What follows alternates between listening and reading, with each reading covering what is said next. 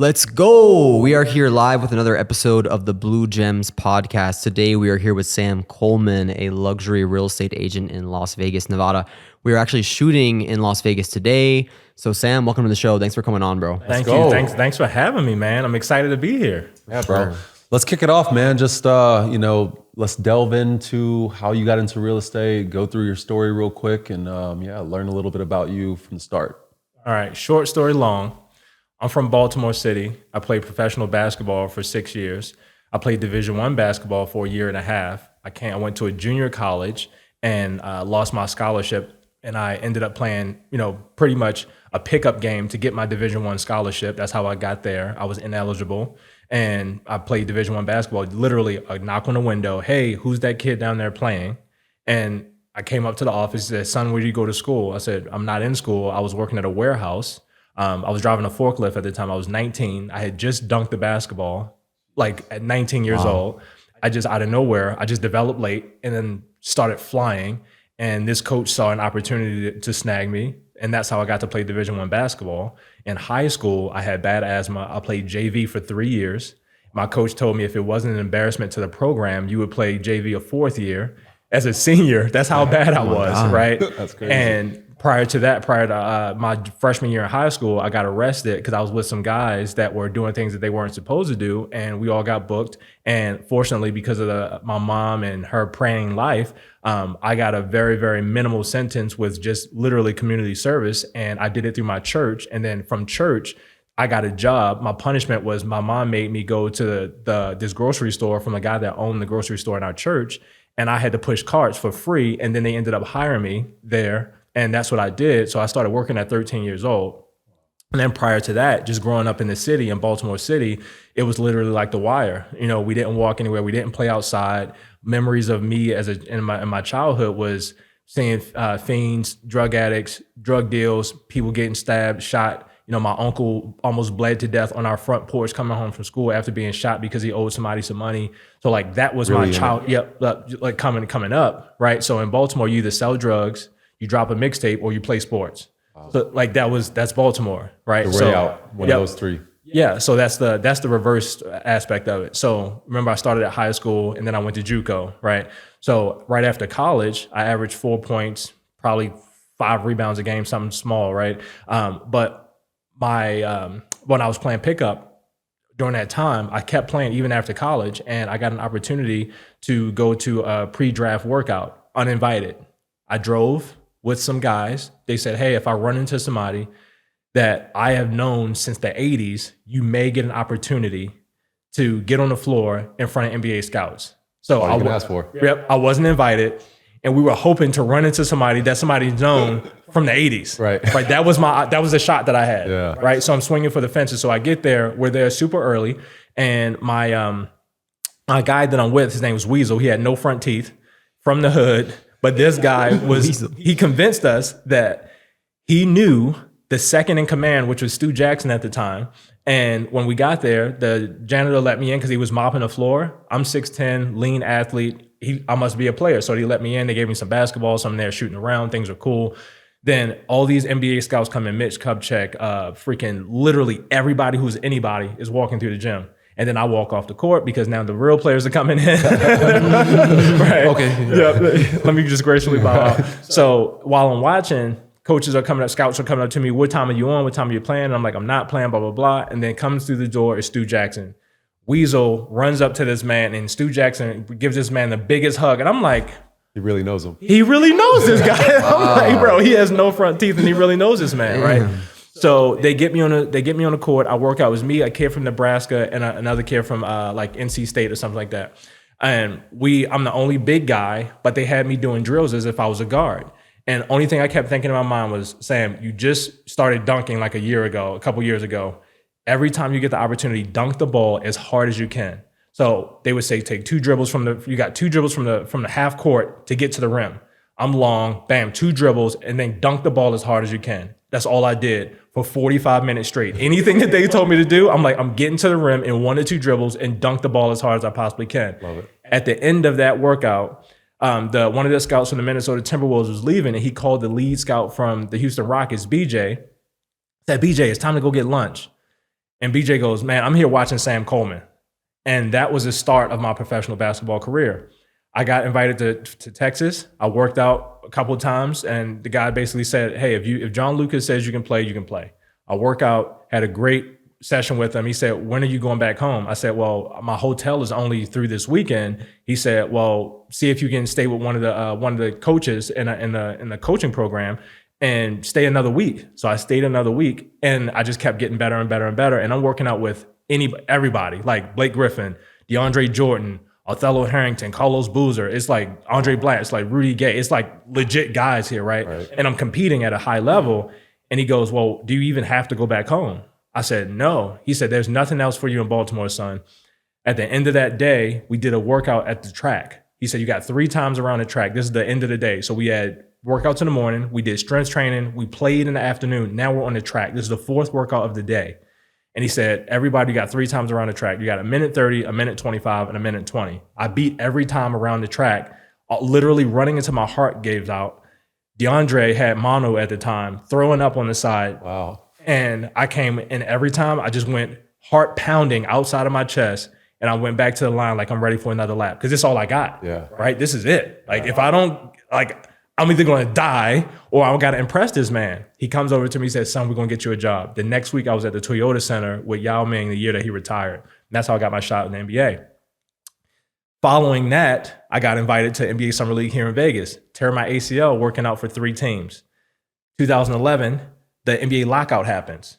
I'm like, oh crap. I'm torn my ACL. The NBA lockout happens. Can't do rehab with the teams. I have no health insurance. What am I going to do? Well, my agent at the time is helping me get me back going. Fast forward, I played overseas, played in Middle East, played in Japan, played in China, playing on all these different places in Europe, the Balkan leagues. 2015, I get a shot with the Suns. My agent calls me. He says, Sam, I got an opportunity for you. My old college roommate is now the assistant GM of the Phoenix Suns. I said, oh, this is cool. This is my shot. The politics are now in my favor because I know somebody, right? It's not all about the grind and showing up uninvited. Now I go. Well, I get cut because a player comes in, his dad played in the NFL, and they're like, hey, this kid is in, you're out. I played incredible, shooting the lines off the ball, 8% body fat, in the best shape of my life, run like a deer, and I get cut. I lose my mind. I go home, I tell my wife, I said, look, I'm done. I can't take this no more. I call my agent, don't call me no more. This is it. Like, I don't know what else to do. I've given everything that I have at this game. I'm in the best shape of my life, and I get cut. The GM calls and says, hey, Sam, stay ready. This is just not the time. I got no money. I have no opportunity, no contracts lined up. So my wife was like, you got to go get a job. So I'm like, oh my God. So I start filling out job applications. I get job at Solar City. I'm sitting in orientation at Solar City, about to start selling solar. And the GM of freaking the Phoenix Suns called me back. This is 3 months later. I'm like, hey, what's going on? He said, are you in shape? Yeah, I'm in shape. I hadn't touched the ball in 3 months. All I've been doing is angerishly lifting weights, taking out all my frustration.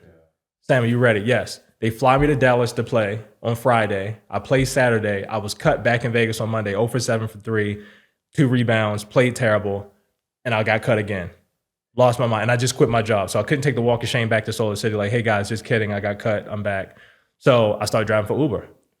Now I'm at literally the lowest point in my life. Uber is brand new here in Vegas. There is no like, you know, you just stand on the strip, you play, your ride will be there in 2 minutes. It was like, hey, I'm hoping to get a ride in 30 minutes so I can do a ride, right? It was so new, they were still fighting with the taxi cabs. Right. So I was barely making 80 to $100 a day because the rides were so cheap at that time because they was just getting started and trying to get market share.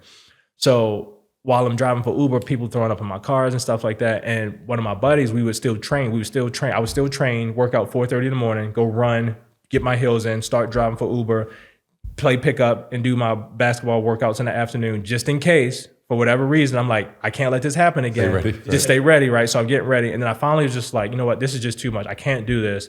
I'm getting my real estate license. So I started taking the test, failed it 5 times, failed it 4 times, passed it on the 5th try.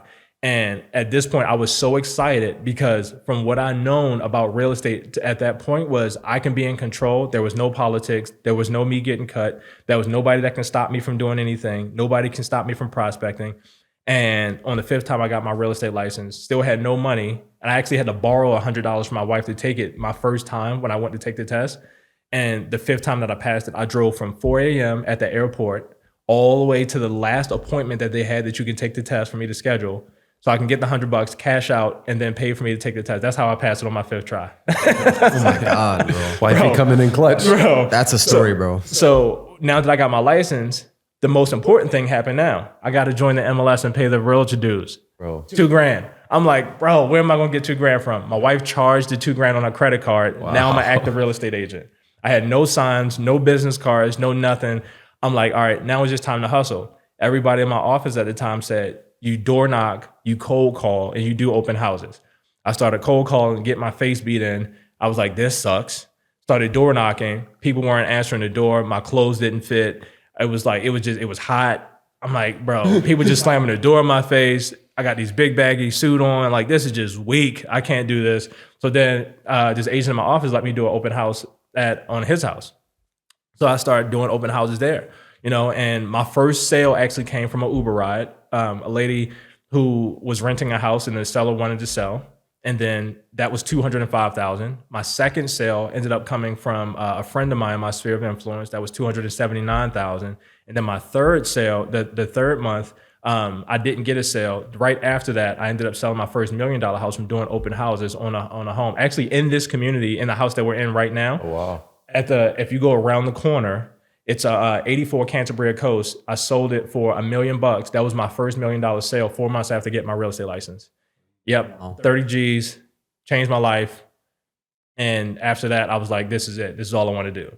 And then I didn't sell another $1 million home into the next year. But, but I was like, this is what I want. After that, all I did was stay around it. And I started selling that. My average price point was high 500s, which was really good. I sold 16 homes my first year. And it was only that 5, 6, 700.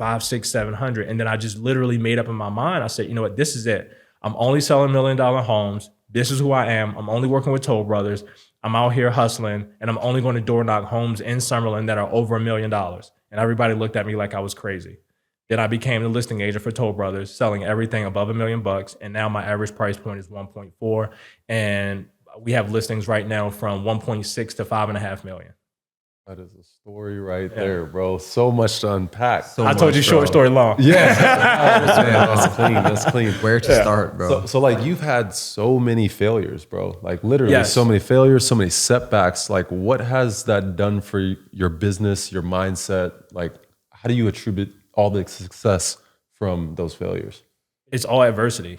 Like people, like I love what Gary Vee says, like plug your ears and don't listen, whether it's hate or accolades, don't listen because this too shall pass. Like the bad times shall pass. The good times shall pass, right? So either way, it's always something that's coming. Like I'm not a pessimist, like, man, I'm just waiting for something bad to happen, but I just know that everything is so temporary.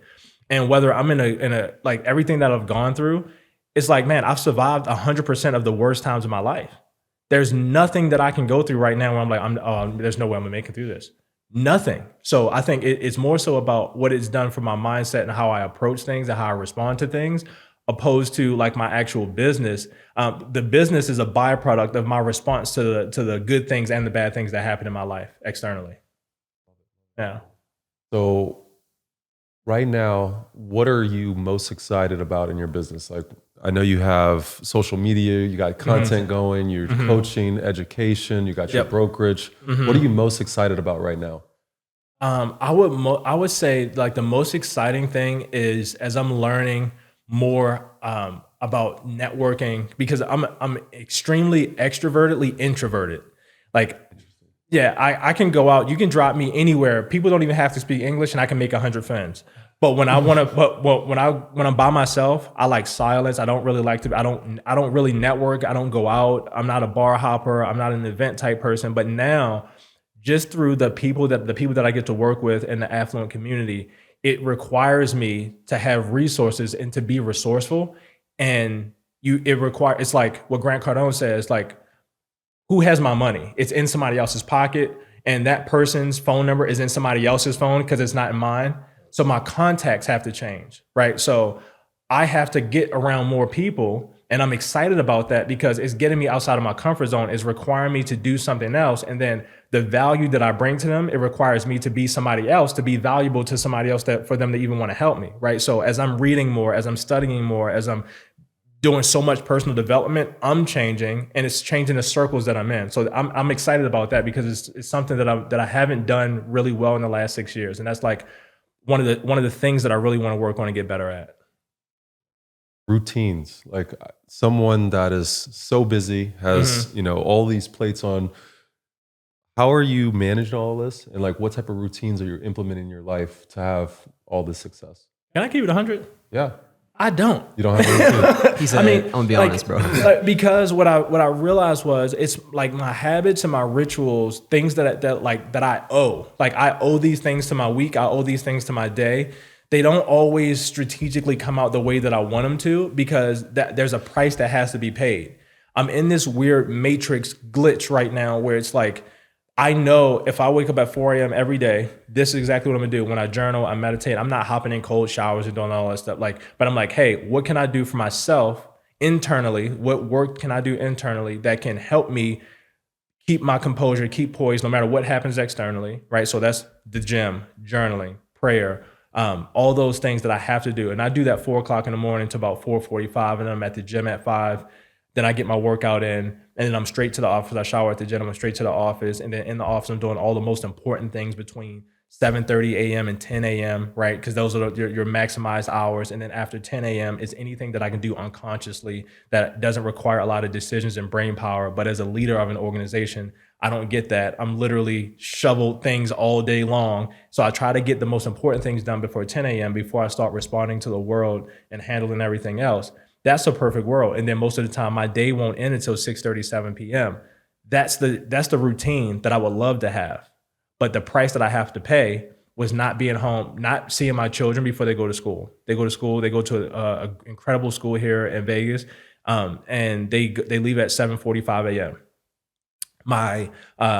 They get home at 4:30, 4:45, and if I'm still at the office, they go to bed. They are very routine, and they go to bed at 7 p.m. and they sleep until 7 a.m. Right? So I don't see them. And then my wife, she's a people leader of her company. She works for a very incredible company, and she's a manager. She manages people, and she's on Zoom calls all day, strategy sessions with very important people in her company that make huge decisions. So her decision-making fatigue sets in as well. So when I get home, there's a price to be paid there as well. Am I going to exhaust myself from 4 a.m. to 7 p.m. and then give my wife nothing and don't see my children? That's the decision that I have to make day to day. Now, some days the sacrifice that I make is there are some days that I just have to give that. And it comes at a cost. And then in the back of my mind, I'm thinking, Monday, I didn't see my girls. Tuesday, I have to see them. Wednesday, I didn't. Me and my wife hardly talk. Thursday, I have to spend at least an hour where we talk, where we pray, and we decompose, and we talk about things that are important in our life. We have to have a date night in a week. It could be a matinee on a random day during the week, but I owe that to my week, right? I have to do something with the family on Saturday or Sunday, whether it's a walk to the park, we're going freaking to something, but I owe that to the week. That's really what my routine looks like now. It's not organized, but I just know in the back of my mind, I have to pay that price at some point as long as it gets done. Because I'm not willing to go 20 years, make all this money, have all this success, and not have anybody to share it with. Or talk about how I messed up and I wish I would have spent more time with my kids. And now my kids are about to start their family, and that's what they learned from their mom and dad. Yeah, you can always make more money. Correct. 100%. You can't get that time back with Correct. your kids, with your wife. So that's beautiful, man. Yeah. Got to pencil it in, 100%. Yep. You got to add it to your calendar. Ink it in. Yep. Ink. It's in ink. You have to be It's not in intentional pencil. about it, Yep. for sure. I do the same thing, man. Yep. 100%. Date night every Tuesday. We don't miss it. Permanent marker. Yep. has to be in Exactly. there. I love Has it. to be. Yeah. So let's pivot just a little bit. Like, you're a luxury real estate agent. Yep. I mean, you're one of the GOATs here in Las Vegas. You're just crushing it at a very high level. If someone wanted to, maybe they're already an agent, or maybe they're looking to be an agent, but they want to get into luxury, is there something that they need to be good at, like a skill set? Like, what's different from a regular realtor that's selling traditional real estate versus luxury real estate? Two things that stick out will be characteristics. A person of empathy and a person of knowledge.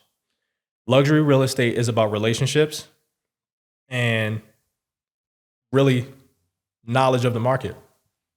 My clients that typically they don't need us. Affluent people don't need real estate agents. They're doing the research themselves. They can do it with a lawyer, Sure. right? With their representative. They don't need a luxury real estate agent. What makes us valuable is because we are in the trenches, because we have the network, because we have the relationships, and because we know what's going on. So we give them their time back and we simplify the process, and the client experience is most important. And that requires knowledge and empathy. We have to understand that, hey, you're not busy, Mr. Seller. You're very scheduled and your time is important to you. I understand that you can't make that time back. So what we're going to offer you is, hey, you want to sell your home in 45 days, 60 days, whatever the average days on market is, and then whatever it takes to close that home, we're going to hand you a bag of money. So when you want to sell your home, you raise your hand, you hire us, you hire the best. And then in the allotted time that we can basically give you that time based on what the market says and based on our network and what we've seen in the market trends, we're going to hand you a bag of money at the end. Everything in between, we handle. How do you like to communicate best? Empathy. How do you like to communicate best? Do you like text? Do you like voice messages? Like, what's the most efficient way to communicate with you to make your life a lot easier? So it's about them, and it requires empathy to think about the other person more than it does yourself. And it has nothing to do with the commission. You know, you're crushing real estate. We already talked about that, right? But social media is something that, you know, I look up to you. I mean, I see your content, bro. Like, it's fire, bro. Honestly, like this is truly like, even if I didn't know you, I would consume your content. And I can't say that about a lot of people, especially in the real estate market. So what has that done for your business so far? So it's a couple of things. It's weird when I'm already a big dude, so I'm 6'10". I go out and people stare at me. He is very much 6'10", guys. Like, yeah, hard to see in the camera angle. But it's true, bro. But when I go out and people see me and they're like, hey, man, you come up in my For You page all the time. Hey, I follow you. Like, that happens out there a lot. And then when my clients, it really comes down to like my clients. When they're with somebody, or I had a guy, they were at dinner the other night and they called, hey Sam, I'm sitting here with my buddy. They're thinking about selling their house in Summerlin. And I told them they cannot leave this table until they call you. And then I'm showing them your video right now. For them, it's like, they can go to my social media and say, this is who you're hiring, right? And then it's credibility. And then I have a third party person saying, this is the guy. Like, this isn't like everybody else. Like, this is the guy. And you're not leaving until you call him. Here's the phone. Like, this is it. Like, that's what it does for me. Yeah, that's massive. Yeah. Mm-hmm. And how are you managing that content, right? So do you have a team? Like, what does your process look like for that? Yeah, so I have no idea how it works. I show up and I say what I need to say, and then it appears on social media. So yes, I have a team. Best way to do it. The last time I tried to record a video on my own, I was like, yeah, man, y'all don't have to be in here. Like, I feel bad. I got y'all trapped in this office. Let me do it. So I hit record, and then I give them the SD card, and they're like, why is this file so big? Man, you must have been like, how long were you recording? I just did a couple shorts and a couple, talking heads. Well, I recorded the whole thing in 4K slow-mo. Damn, bro. He was like, bro, what did you do? I was like, what do you mean? I pressed the button. What buttons did you press? I don't remember. Right. I waited till the red light to flash and I just started talking. And they literally went back and it was just like me going back to press the button. Like, it was like 10 minutes of me just pressing the button and then walking back to the seat. I'm like, bro. So no, never again. I have to have a team. I got a social media specialist who handles all the content. They disperse, they create the thumbnails, the captions, they respond to DMs, they respond to comments and things like that. In the masses, I handle all the comments that on a day-to-day basis, where I feel like I can get in an hour or two a day where I can just dedicate time to respond to people. I can't get to all of them, but she definitely helps me in that way. Because she knows how I respond. Like, if somebody just drops some emojis, she can just go and respond to the emojis, right? But if somebody actually says something, I want to engage with the people and respond to them. And then I have my short form editor and producer. So they create all the concepts and everything, follow the trends, all the analytics and stuff like that. And then I have a long form YouTube editor. They do property tours and things like that. Anything longer than 8 minutes that he'll handle. And then I have a producer that oversees the entire operation, and then a marketing guy that makes sure that everything that we're doing is on trend, is as far as like brand, it resonates with who I am as a person. And then the brand partnerships, we have a brand manager who goes out and they partner with other companies that want to work with us, that work with influencers and things like that. And we turn down a lot of stuff that aren't connected to who I want to be as a person, because it's not just about the check, it's about like brand validity, me being who I am as a person. And then if I was to leave real estate tomorrow, I still have to take me with me. And I don't want to just have some ad like, oh, Sam just takes anything because they pay him. I just never wanted to be that. So I have a brand manager that makes sure that's in line as well. Wow. You're doing it the right way, man. Oh. That's the blueprint right there. So speaking of teams, what does your team look like today? Like how many people are under you? How many agents do you have? And how important is it to have a team?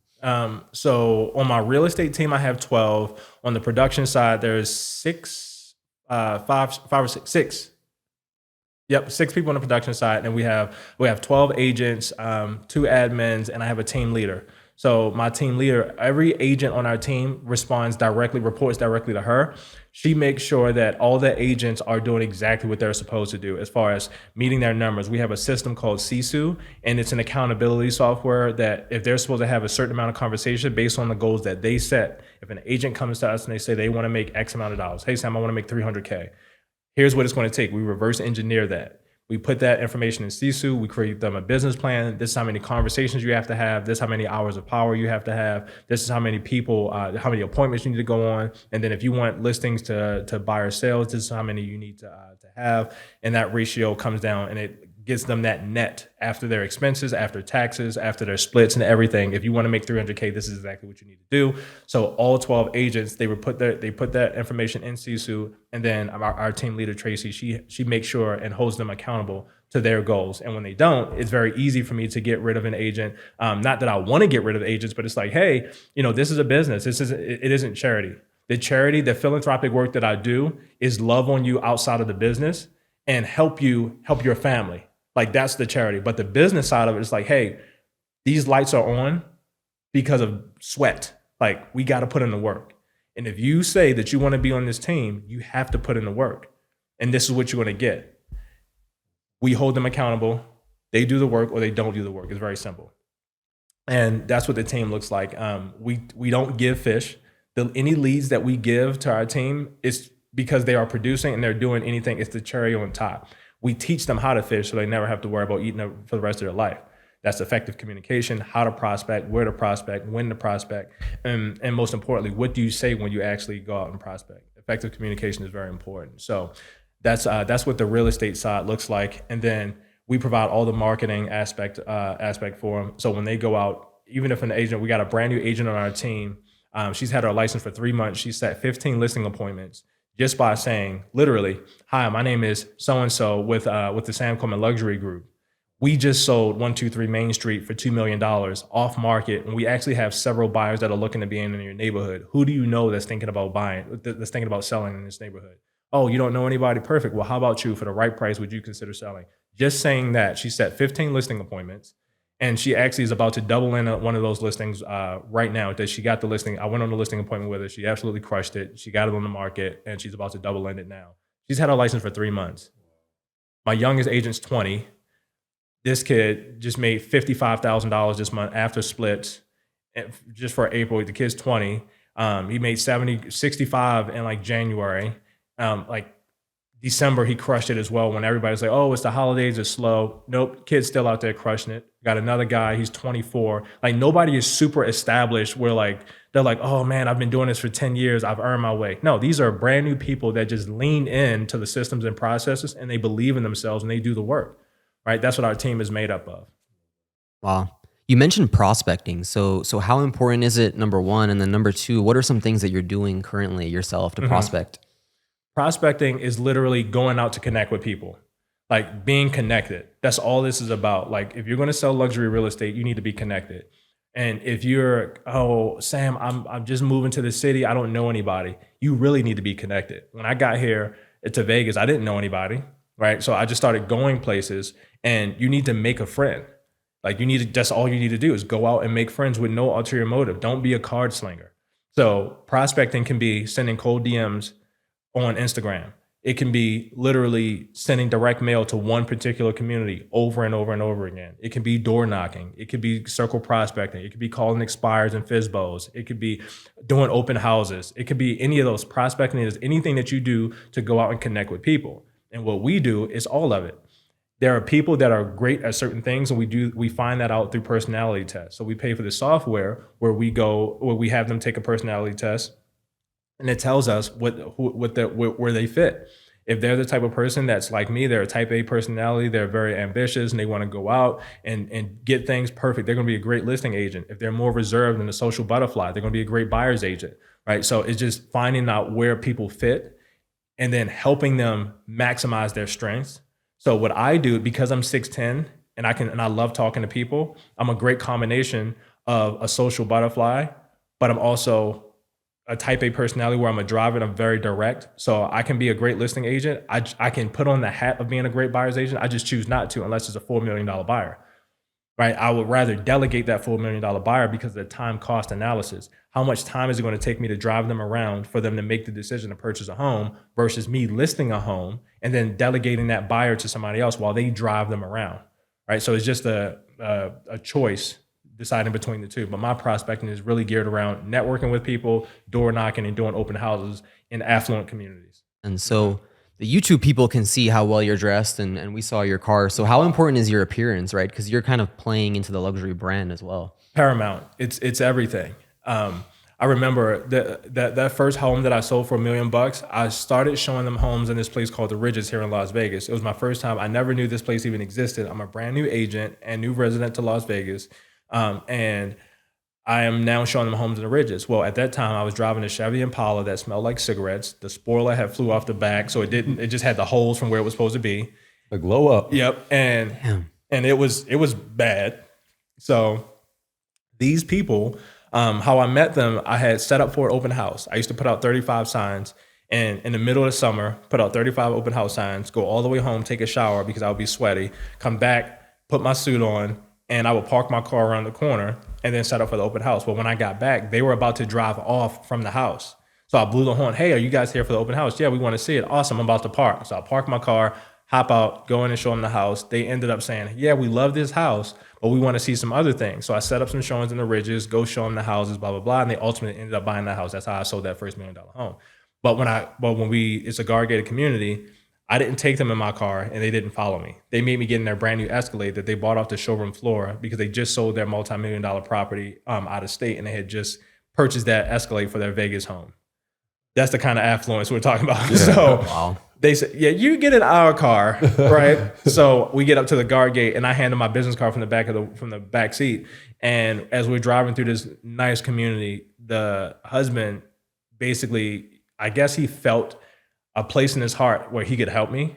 And we just started talking, we headed off. And in our conversation, he's like, son, you gotta look the part. You know, you speak very well, you know what you're talking about, but you got to get yourself a nicer car. You know, if you want to be in this game, you got to look like you belong in this game. And I never forget that. And I made the worst decision that I could possibly make financially. And I went and bought a Mercedes the next week. Damn. But he went all in. Yeah, I went all in. And at that time, it was a 2014 Mercedes CLS. It was $70,000. About $70,000. And I freaking blacked this bad boy out, blacked the wheels out and everything. And this was my baby. And now I had $1,000 car payment. And I had only sold 4 homes at this point. And what's wifey say? Well, man. So before the Mercedes was the compromise, I actually had a brand new Porsche Panamera for like 2 hours. And she said, if I come home and that car is there, we're going to have a problem. Why would you buy a $100,000 car? You just started selling real estate. So right. I compromised and bought a $70,000 car. So I did have a Porsche for 2 hours. Wow. So that was I was a part of the family for 2 hours. Quick question, bro. I'm just curious. Like, if you weren't playing basketball or in real estate, what do you see yourself doing? 100% being a beacon of light around the world. I like to look at myself as the David Goggins, Tony Robbins, Eric Thomas, all meshed up in one. that sells, that just happens to know how to go from zero to hero. And then I don't take excuses as to, oh, there's no inventory. Oh, it's too hard. Oh, that, like, it just doesn't. What I'm doing right now, this is the hardest time in my life right now, even harder than before. Like, I'm doing so much, and I'm risking a lot right now for what will happen in 10 to 15 years from now. So I have a lot more to lose. When I was starting out, I didn't have nothing to lose. I had nothing, right? I can do this YouTube channel. I can have a production team. I can have all this stuff, and it all flop tomorrow. And then I'm like, oh crap, I've invested hundreds and hundreds of thousands of dollars into building a brand and all this stuff. And it can go away tomorrow if the market crashes and I can't sell a house, real estate agents go away. I know the power of building relationships, connecting with people, prospecting, and I have the ability to sell. So I would sell my way to affluence again, and then make an impact through building a personal brand and inspire people around the world for the rest of my life. Like, if I can, for the person out there that's like, man, I don't know where to start, you got to have hustle and grit. From that, if you have that, because those can't be taught, if the hustle is inside of you, something that wakes you up in the morning, you're like, bro, I got to go get it. You just don't have the strategy. I believe there are a lot of people that have hustle and grit. That's 95% of people from Baltimore, because you're willing to take the risk to sell drugs. You're willing to take so you got the hustle and the grit. You just don't have the right strategy and the education, right? So I believe that I can speak to the hearts of those people that want to listen and that want to learn and say, this ain't the way, there's got to be another way. I want to talk to those people for the rest of my life and help them change the trajectory of their life and be the conduit and the bridge between what was in the past generation and what will be. Because 86% of millionaires are first generations. So it means it's possible. You don't have to come from money, right? My mom worked 27 years on the same job and has like literally forced retirement. She has nothing to give me. Like, I love my mom to death, but I knew in my mind, I don't want 27 years on the same job. I want to build a life that will outlive me, and I want to be able to impact other lives. I'm the conduit between what was and what will be. That's why my mom is so proud of me now, because she's like, Sam, you're doing it. You're doing it. And her 27 years of sacrifice gave me the opportunity to do this. Everybody has an opportunity, right? They just have to, they just don't understand or know how to navigate that opportunity to take advantage of it. So let's say I'm a brand new agent, right? What would be your piece of advice for me just getting started? Find the best team in your area and either work for free or join their team. Most really, really good teams, they don't want brand new agents because it's a lot of hand holding and it costs the team more money to bring on a new agent. You want business cards, you want all this stuff. It costs money and you haven't earned a cent. So to go work for the number one or top people in your area for free and say, I'm going to learn everything, or go get a mentor and start that way. But either way, you have to go get help. If you start on your own, you're going to fail forward and it's going to take you a lot longer and you're going to waste time. You can't get the time back. So if I'm brand new, if I wanted right now, if I wanted to pick up and go to Miami, the first thing I'm going to do is find out, one, I'm going to call all my people in Vegas. Who do you know in Miami that I should know, right? Because it's about the network. Hey, you got to go connect with this person, go connect. That's the fastest way that I can build relationships. Hey, so-and-so in Vegas told me I had to meet you, man. I just wanted to come shake your hand and see if there's anything that I can do to help you. This is what I'm here from. This is what I've done in Vegas. This is who I am. And if there's anything that I can do to help you or be a part of what you're doing or the direction that you're going, I want to be there. And then how many times can I multiply that? All right, I exhausted all my relationships in Vegas. Now I got 4 people that I know that I'm super connected with. Now that relationship, how long does it take to make a friend? I don't know. You just put in the time, and over enough time, you do enough things and they do enough things. And it's like, yeah, that's my guy, right? That takes time. Simultaneously, while I'm doing that, I'm finding who's the number one guy in the city. What are they doing? Let me go literally. They left a trail. I'm going to follow their trail. They just sold a house on 123 Main Street. All right, so 234 Main Street, 567 Main Street. Hey, did you know that 123 Main Street just sold for X amount of dollars? It was only on the market for X amount of days. Yeah, we actually have a bunch of buyers. We have a bunch of buyers. Like, I know a lot of people that got buyers. Yeah. Right. So we have a bunch of buyers that are looking to be in the neighborhood. You wouldn't happen to know anybody. They left the trail. They already sold the house. I don't have to have any business, but I know how to communicate. So now I'm gonna follow that trail. And I'm just going to emulate what the most successful people are doing. And I'm going to build relationships. That's all. Like, you can do that. And I believe anywhere, if I wanted to go anywhere in the world, I could pick up and in 90 days, I can be in escrow on a multi-million-dollar deal. It's literally that simple. What has been your biggest challenge in scaling, right? Because there's levels to this game. Mm-hmm. Like if you're first starting out, you can sell some homes, but you've built a whole team and you've scaled to an incredible amount. And so what has been your biggest challenge, through the journey? It'll always be people, systems, and processes. People meaning having the right people, the who's, not how's, right? Having the right people in the right seats, and then being able to delegate effectively. Making sure that you're delegating the right responsibilities to the right people, having the right people in that place. And as everybody knows, around the world, there's a supply shortage in materials. There's also a labor shortage as well. So while we're in a unique time where you can draw a picture of a monkey and make $1 million, versus I'd rather do that than go knock on doors. So it's a challenge to find great people that are willing to clean the toilets. In the real estate game, but then also systems and processes. Every time you grow, you create new holes in your boat, and you have to plug those holes and then re-systemize and then reevaluate before you can go. And that's all internal work. So being able to manage the internal work while you're externally growing, like you can't stop I can't stop people from wanting to do business with me. Unless I just do a terrible job and I stop getting referrals. But as I'm getting more and more business, I'm still working on fixing the things internally, refining systems and processes while making sure that the right people are in the right place while still being healthy, having a life of my own, being a dad, being a husband, right? So like that's the challenge. Wow. That is a challenge for sure. So take me back to the time, you just got cut, you're thinking about, moving on from your basketball career. Why did you pick real estate out of all things? So my wife's grandmother is a real estate agent, and I was home. I think I had just played basketball in Israel, and I had just came back from the season, and she said, "Sam, can you help me on Sunday take this table into the open house? It's a big table. I'm gonna set up for my open house." I didn't even know what open house. I just heard carry a table. Sure, Grandma, I'll help you. So I carried the table in. And she's setting up, putting our flyers and stuff out. And she just arbitrarily said, "Sam, when I sell this house, I'm going to give you the commission check for $30,000. I said, all you did was come in this house, set up this table, and these are cookies from last Sunday at Sunday dinner that you gave us. And you putting out these old cookies, some flyers, and you about to get paid 30 G's? Where do I sign up?" Yeah. And that was it. Like, I'm like, I got to get into this. Is my plan. Let's go. All in. Yep.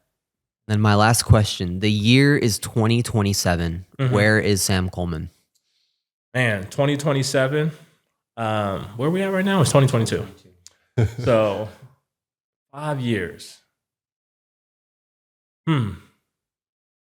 I see in 2027, we have, we as in my family, we have at least 10 doors.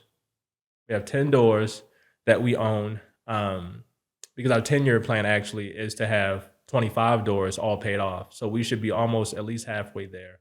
A minimum of 10 doors. And my luxury real estate team, we're top ranked in the country. I have a top ranked real estate team, luxury real estate team in the country. And I'm one of the top motivational speakers around the world, a world-renowned speaker in the next 5 years. The last one. I believe it. I believe it for real. Yeah, last one. And it's not just because it's not the fame. It's like I feel like I have the life that I've lived and that I'm living. It's very relatable, and there are more people that need to hear that it's possible for them, and more people that look like me have to be a beacon of light and shed light. I heard this saying that there are a lot of mean and nasty people in the world. There's a lot of darkness in this world. We live in a very traumatic world where a lot of trauma is happening. But although there's darkness, it's not that there's too much darkness. It's that there are too many people with the light and that are hiding. So I want to be the beacon of light that brings more people in light out to shut out the darkness. Firing. One more thing. So, our podcast is called Blue Gems. It's all about dropping nuggets and gems and knowledge bombs, which you've already murdered the show with, right? But if you can leave the guests with one more gem, one more blue gem, what would it be? It could be around motivational speaking. It could be around, real estate. It could be around family. It could be around anything. I would say communication, practicing effective communication. I think this was one of the most underrated tools that I learned later in my real estate career. If I had taken it more serious in the beginning, I could have shortened my learning curve. If you have scripts and an ability to like go to YouTube University, go learn how do real estate professionals communicate and practice every single day how to effectively communicate. Because if you're in sales and you can prospect and you connect with people, what you say to them and how you communicate with them will ultimately be connected to your amount of money that you can earn. Because if you can get people and then communicate effectively, you'll never have to worry about money again. So I would 150,000% say my gym is scripts, role play over and over and over again, and be a master communicator. Where can people find you, bro? Instagram, TikTok, YouTube at TheSamColeman. And yeah, if you want to know more about my coaching program and how we help agents, even if they're from 19, 20 years old up to even people in their 60s that are selling luxury properties, our system works. It's not a one size fits all. It's what you want, and we help you do that. You can visit TheSamColeman.com. And obviously, if you want to purchase a luxury property here in Las Vegas, SamColemanLuxury.com. Get with this man. He is crushing the game. Too many ways to name. Get with my man, Sam Coleman. Thank you so much for coming on, bro. And I appreciate you guys so really much. Appreciate it, fam. Yeah.